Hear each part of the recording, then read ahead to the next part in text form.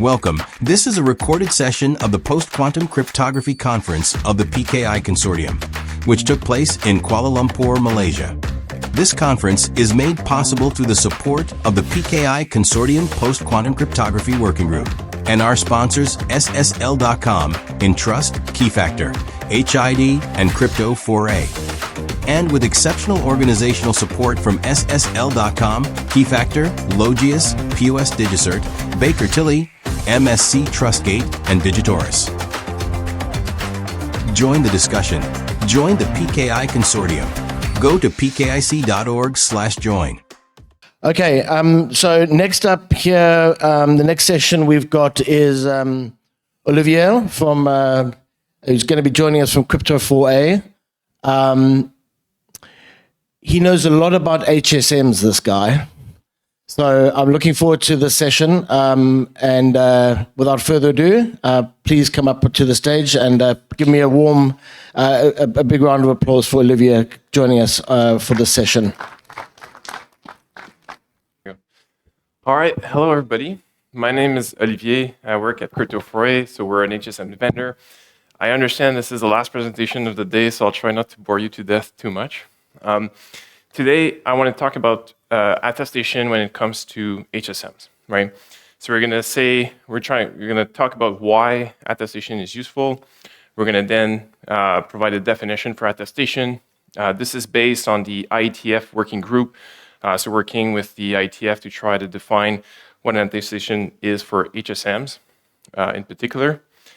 And then the main important things for this session is to talk about why it needs to be quantum resistant and how hard it can be to be quantum resistant and the main things we're focused about there, right?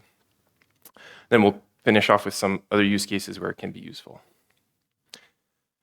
So this is a basic code signing example. It's fairly basic. We'll show in a second with attestation how it looks like. Essentially, you have a code developer that has a key. That key, they'll generate a CSR, go to a CA, receive a certificate. Sometimes you'll have a chain of certificates. In this case, it's a pretty simple structure with 2 certificates.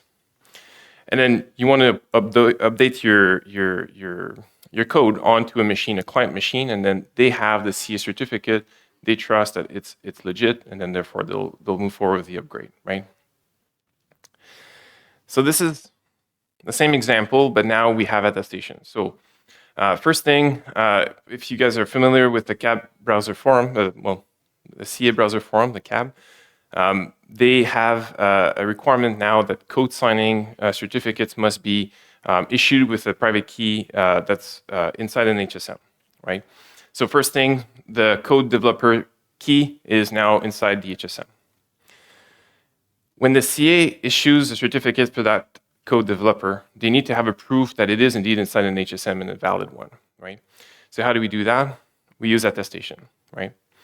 So at manufacturing time, an HSM will put a private key, will generate a unique private key inside that device. So that's the green key you see there. That key will itself be receive its own certificate chain based on the manufacturing HSM. So that's the yellow key. And then the CA will have that yellow certificate, so essentially the attestation root key for root certificate of the HSM, right? So when the developer sends over his public key in the form of a CSR to the CA to receive, to get a certificate issued, you also attach with this a attestation that basically proves that the key that's used to generate the CSR is inside an HSM. And you add with that your chain of trust up to that root that we have. CA verifies all the signatures up to that root, trusts the root, issues a certificate, and so on. From the client perspective, nothing changed, right? You just have your certificate from the CA, you know you can trust that, you get code, it's been signed by that key, you're happy, right? So no changes on the client side. So this is the formal definition. This is RFC 9334.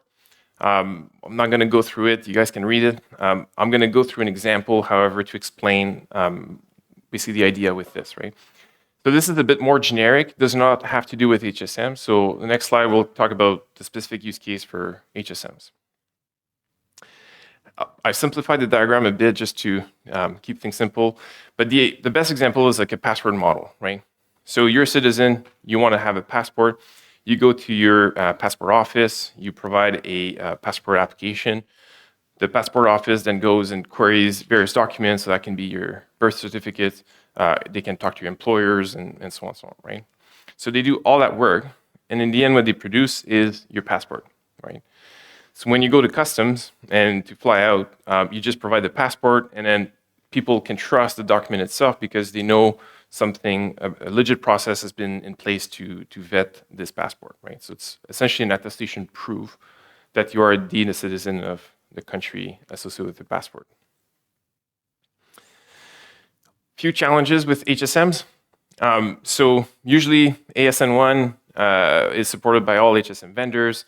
It's old, therefore HSM vendors have it. Newer kind of formats like JSON and whatnot typically are not supported. So when it comes to HSM, that's the format that's been chosen with the IETF.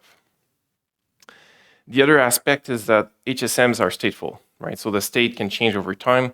So you need to have a notion of freshness in there. So that can be a timestamp. It can also be a firmware version of that HSM, right? So if you discover a critical vulnerability later, maybe an attestation that was produced at that time cannot be trustworthy now. And lastly, there are privacy concerns, right? So if you go to an HSM, you can't simply say, give me all your information about all the keys, because A, well, that's too much information. And B, you're also divulging information that you do not necessarily want to divulge, right? You have, in this case, a code signing private key. You need to attest that key, nothing else, right? So this is what the IETF has come up with. This is the RATs. They always come with interesting acronyms. And there are a few changes, basically, from the previous slide. So first of all, and we'll cover the AS1 format in brief detail in a second. So we're using ASN1 for the evidence. The other thing here is we have the role of a presenter. So this is the novelty inside this particular RFC draft. So the idea here is the presenter goes to the HSM and says, I would like you to give me an evidence of these things. So you have to present the list of claims that you'd like to have a proof of, right? And then the only time the HSM will return a signed attestation is if all the claims are valid, right? So to give you a couple of examples, in the case of a code signing certificate, you would go to the HSM and first ask some claims about the HSM itself. Are you a production machine or are you an emulator? You'd like to have a production machine. Are you running in FIPS mode, right? Are you, what's your firmware version? What's the timestamp on the current attestation? The other set of claims have to do with the private key, right? Well, it is a private key. It is associated with this public key, and then it is confined inside the HSM, so you can't just extract it outside for, and it has the right kind of policies attached to that HSM, right?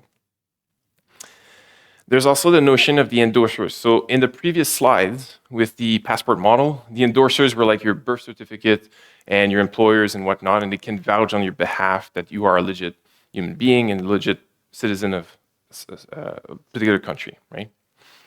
With HSMs, you typically have two types of endorsers. So you have a manufacturing HSM. So this HSM will be used to provision your other production HSMs with keys and trust anchors, right? And the other side is you'll have endorsers in the form of third parties, right? So FIPS, for instance, people are probably familiar with that. And you go through a third party that vets that your HSM implementation is good to go and can be trusted, and it meets a number of criteria, right? So we go to the HSM, we have the endorsement installed at manufacturing time. So we have a certificate. We receive an attestation that contains a bunch of claims about the HSM and the private key. And then we forward that onto the CA, right? The CA then takes all this information, can vouch that, yeah, it's a legit HSM. They have the same root of trust, or trust anchor rather, from that HSM vendor. They can verify the attestation. and then they can issue the certificate, right?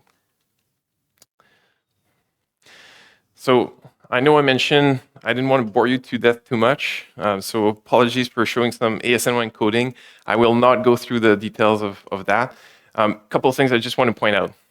It looks like X509, so you have a TBS, a to-be-signed portion, you have signatures, and you have intermediate certificates to complete a chain, right? So kind of like X509. One difference, the signature blocks here, you can have an array of them, right? So right now, we've had a few talks this week about hybrid and how difficult it is, and then you have to, one of the options is to put an extra signature inside of the extension of the certificate, and then that's difficult from a AS91 parsing perspective, so it's difficult. Here, we basically, signatures can be appended. You can have as many as you'd like, and they are always signing just a TBS, right? And then the next point I want to point out is that it's an extensible format, right? So every claim is associated with an OID, an OID.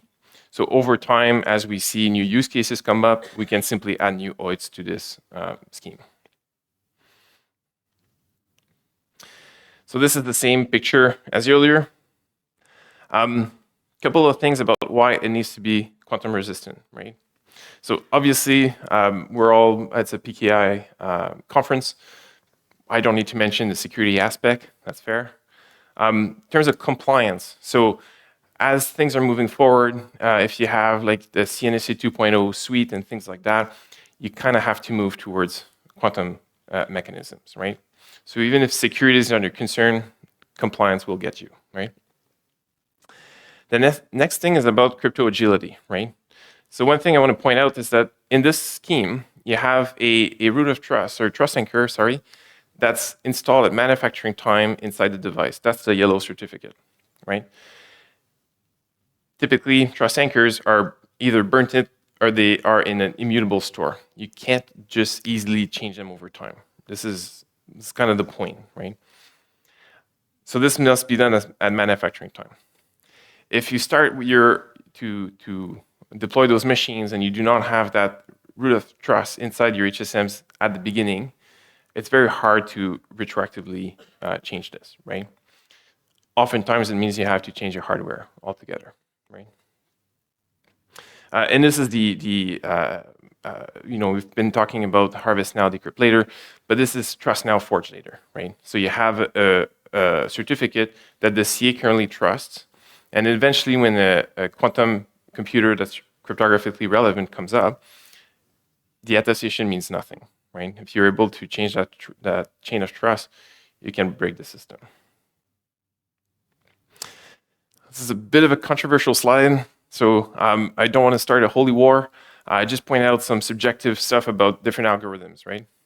Those are the three main cryptographic algorithms for signatures that are considered quantum safe, right? I know there's XMSS, XMS-SMT as well, but LMS is kind of a proxy for those as well. LMS, security, pretty good. We've been studying this for a number of years. Public keys are fairly small, actually very small. Signatures are very small as well. In terms of code complexity for verification and signatures, rather straightforward. Big challenge, as you guys probably know, state management, right? Where this is useful is when you have a use case where you need to be in embedded devices, you might be constrained. Or if you have something like a trust anchor that you want to live for a number of years and you don't want to change too often, this is great, right? Especially if you have the resources to manage the complexity of state management, this is a fantastic pick, right? SLHDSA, in terms of security, very good as well, right? So it's kind of based on XMSS, and so it's hash-based as well, right? Problem with, SLHDSA also, you don't have the state management, so this is good. Problem is it's kind of big, right? Signatures are huge, public keys are not bad, and then the verification process, signature process, is kind of hard, right? So this works as well. And then MLDSA, signature sizes are pretty good, public keys are pretty good, complexity is very low, performance is fairly high, so it's a really great algorithm for most use cases. When it comes with root of trust, again, It's a little bit newer in terms of algorithms. So, and it kind of comes back to the point of it's a bit of a controversial slide. There are various opinions about the security of MLDSA, but in general, it's fairly new. There's those two words here. I've been using them a bit. So root of trust, what it is, it's typically a hardware-based system, but the idea is that you protect the integrity of your keys, right? So think HSMs, TPMs, those are the main ones, right? And a trust anchor is a cryptographic asset that you inherently trust, right? So for an HSM, you'll have essentially a root of trust, and that will protect your keys inside the HSM. And then we install trust anchors inside the HSM, right? So that's the yellow certificate from earlier. We say this certificate, it's self-signed, it's coming from a manufacturing HSM. We go through a vetted process to make sure it's a valid machine. We have hardware systems that protect those keys and the integrity of those keys. And therefore, we have the certificate that can be trusted, right? So again, the importance of quantum-resistant trust anchors. The main reason is they're very hard to change, right? So if you're going to deploy trust anchors and you're going to start trusting trust anchors, you want to have them quantum-resistant from the get-go because it's very hard to replace them over time. You have to replace your hardware most of the time, right? If you want to provide a quantum, if you want to do a firmware upgrade and say we're going to change our trust anchors, well, first problem, hopefully your firmware upgrade is quantum safe itself.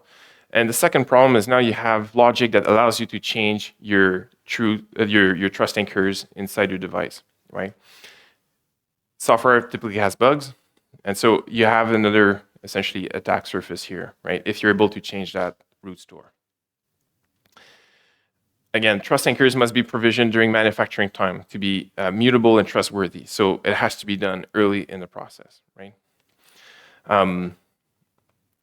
So we've talked about crypto agility, and so it's good that we're able to consider multiple algorithms. We're able to transition from one to the next, and this is great. But for things like trust anchor, you don't transition these too often.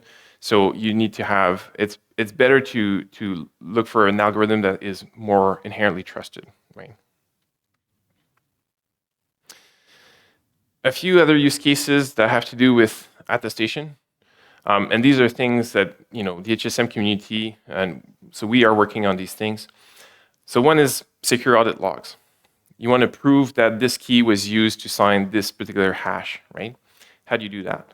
Well, you can combine attestation with a blockchain kind of log mode, right? So you could create this blockchain of events of what has happened inside your HSM, and you're able to sign the head of that chain, therefore proving that all these events have indeed happened inside the HSM. So secure audit log is one thing. There's an effort currently, it's called C2PA, and basically, we're talking about AI, obviously, and then there's a lot of AI imagery that's coming more and more. How do you prove that an image was not altered by AI, right? You could use attestation, right? If you have, let's say, a camera that has a key that is in a root of trust, so there's some security around that key inside the camera, let's say, and then they sign an image when it's generated and when you take a picture. That key can then be verified. The signature can be verified later on in your browser, on Facebook or Instagram, and you can see that this is a legitimate picture, not something that was altered by AI. The next thing here is automatic clustering, right? So typically, most HSM vendors have this idea where you can take a key, like a symmetric key, move it to another HSM, and now that you have established two symmetric keys between those HSMs, you can, basically wrap from one HSM, unwrap with the other, and now you have a cluster. You have twice the performance, you have two HSMs with the same keys, right? So this is great.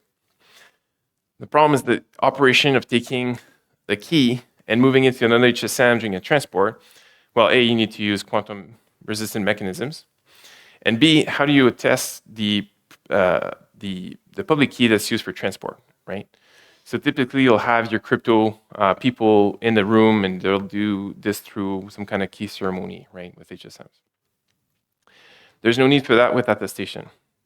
You have the attestation that's verified inside the HSM boundary. You can vouch that the transport key is legit and it's coming from another HSM, right? So there's no need to have people to verify these things manually. It's all done automatically by the process, right? So this is just another use case. And that's pretty much it. So if you have any questions, I can take them. And thank you.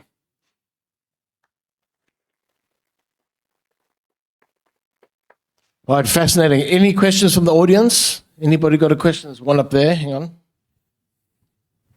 I'll just do my exercise for the day. Thank you. Firstly, great talk. Thank you.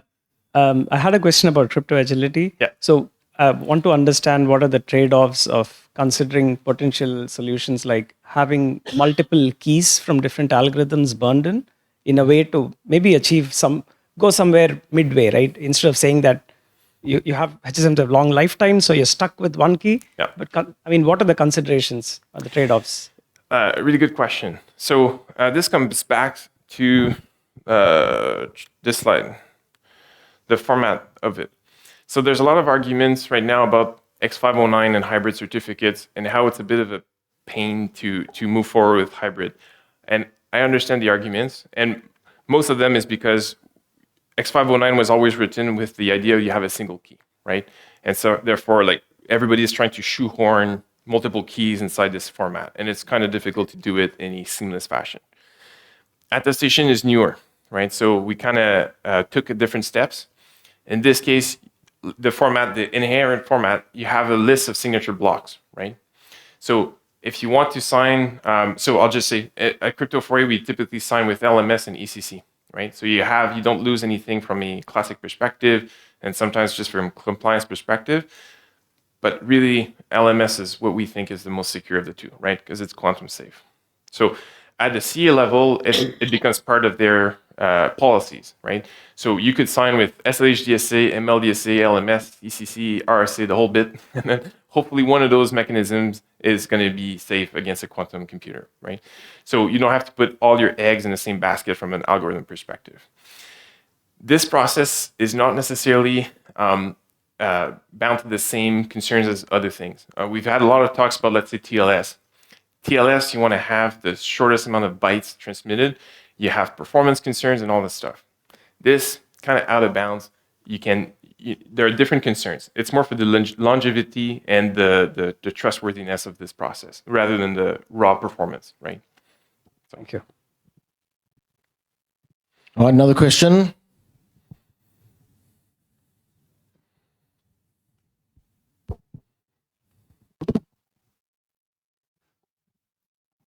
I like to say that without the attestation, remote key attestation, it's really a pain, especially for the code signing. Yeah. So finally, I see there's an RFC for that. So how do you see, because as per my experience, there are different custom attestation format used by different vendors. So how do you see that different vendors come to this particular RFC or some to the point so that all the vendors generate the same attestation format? That's a great question. This is not yet an RFC, it's just a draft, but it's fairly advanced in the draft standard. So we're working with the IETF, trying to push this along to answer exactly your concern, right? So that everybody has a common format that we can all agree with.